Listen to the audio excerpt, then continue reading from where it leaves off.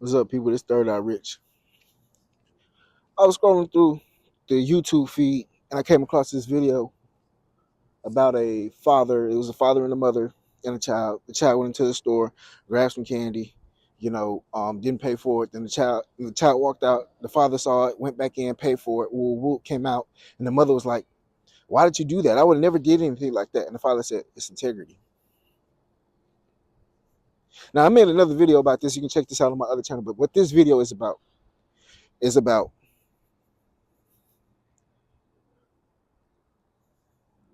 it takes a village to raise a child. Excuse me, I had a mind blunder. But it takes a village to raise a child. And the reason why I say that is because the mother in the video, like I said, she said that that's something that I would never do. I would never go back in and pay for something, whatever the case may be. And I don't understand. I don't think people understand or they don't care about how that backfires on the kid, because the kids see everything. Kids see that. Kids hear that. And the way you raise a child is the way a child is going to be brought up. Point blank, period. So if you are raising your child with these type of qualities, guess what happens? The child is going to go into the world and display those type of qualities. And now we're living in a society today where you can't tell anybody anything about their child. That's their child. Yet the child goes into the community and wreaks havoc. Yet the child goes into the community and affects the people. What the child does affects the people, whether it be good or bad. And how the child displays their character comes from the parents. Now, it's an old saying, like I said, it takes a village to raise a child. Why? Because it's a community effort to raise a child. But now we don't have that community effort, and people don't want that community effort to raise a child, to where you can't correct anybody. Even if it's wrong, right? Even if it's wrong, you can't correct them. Even if that child is about to fall off a cliff, parents gonna say, "You can't tell me how to raise my child." And the reason why they have this concept of it takes a village to raise a child is because a lot of times, sometimes parents are not knowledgeable enough or don't have enough equipment in their brain to raise a child properly.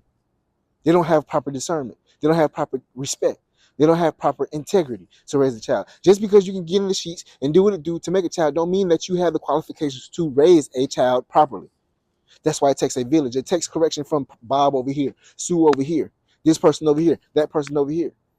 It takes correction from a village to help raise a child. It's not just the two parents. When you go to school and the teachers teaching the kids something, guess what? That's part of raising a child.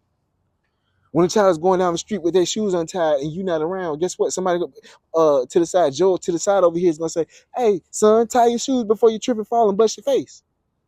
That's raising a child. That's community raising a child. But now we're at a point now where people are resistant. People are in opposition of a community raising a child. I'm all for community raising a child. See, I'm part Nigerian. My daddy Nigerian, right? So they came up with the philosophy of it takes a village to raise a child. They grew up with that philosophy. And I've seen it firsthand. I remember I used to play soccer. I had a friend named Sheen, I forgot his name. It started with a Sheen, but that's his American name, right?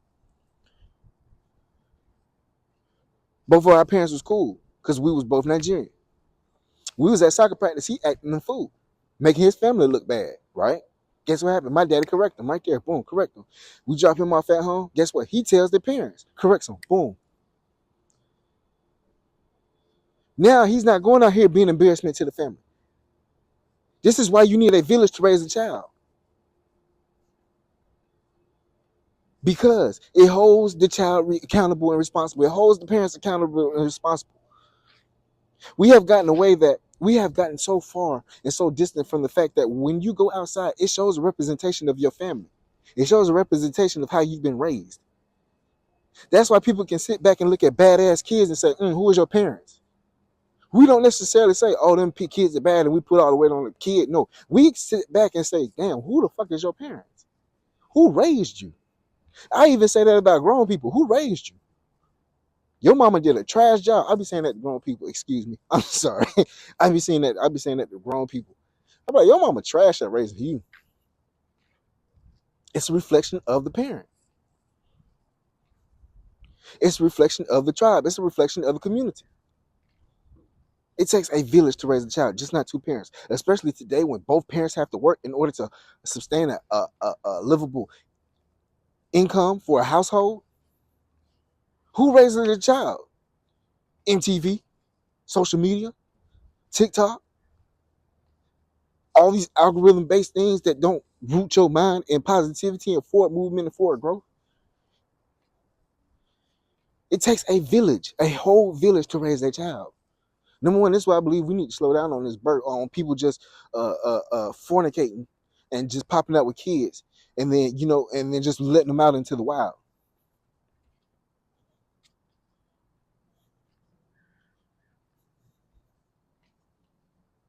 It's irresponsible people making kids nowadays. It's kids raising kids, and who's to correct them when they say you can't raise my child? Don't tell me what to do with my child. Well, if you don't want nobody to tell you what to do with your child, then you need to raise your child properly. Because when your child comes into the streets and start terrorizing people, and start tearing up shit, and start stealing shit, and start being rude, start being ignorant, throwing trash everywhere, treating people with disrespect, treating old people with disrespect, that's what you have let into the wild because you don't want nobody to correct your child. But yet the child is the community, is in the community, a menace to society.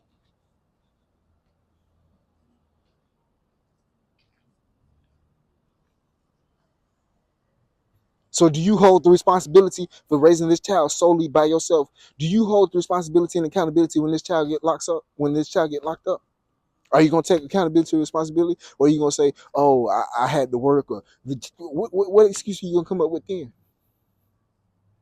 Because remember, you didn't want nobody telling you anything. You didn't want nobody helping you. You could do this on your own, right? Remember,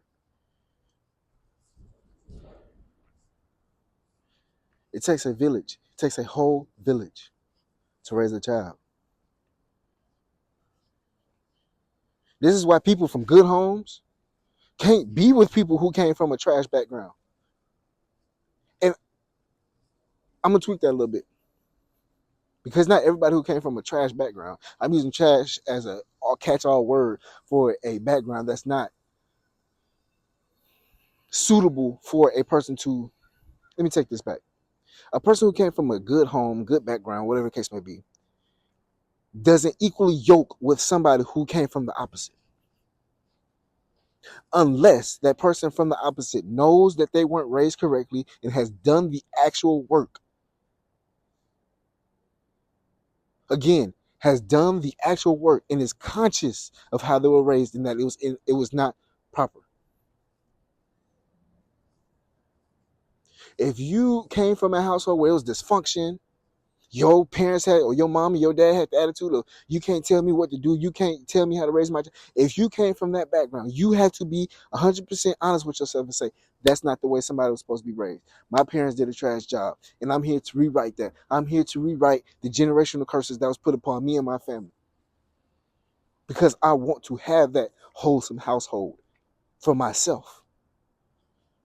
If you can't do that, then that's like oil and water. It don't mix. It don't mix with somebody who came from a good background. It don't mix. You're not gonna have them certain qualities. You're not gonna have that same reciprocity. Oh, excuse me. You're not gonna have that same reciprocal energy. It's just not gonna be there. You're not gonna know how to maneuver in certain situations. You're just not gonna know. You're just not going to. Sorry. That's why it's imperative to do the shadow work.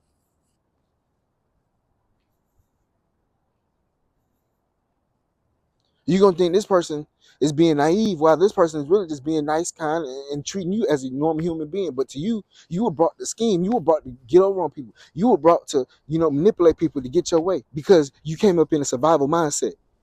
You came up with a minimalistic mindset, not abundance, scarcity. Everything was scarce. So you don't know how to treat people properly. You don't really know that it's going to be a brighter day tomorrow. You don't know that we're going to have more food tomorrow, more money tomorrow, that we don't got to scheme, we don't got to lie, we don't got to do these things.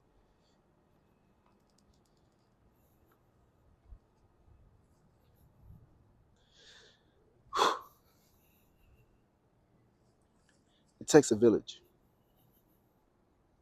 It takes a village. It takes a village.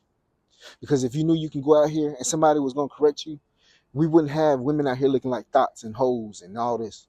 And we wouldn't have men coming out here with their pants to their ankles. Why? Because it would make the family look bad.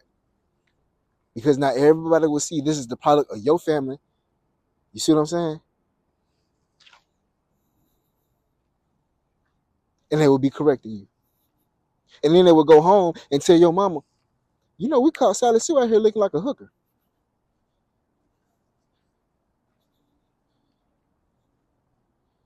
You know, we caught your boy out here slinging dope on the corner.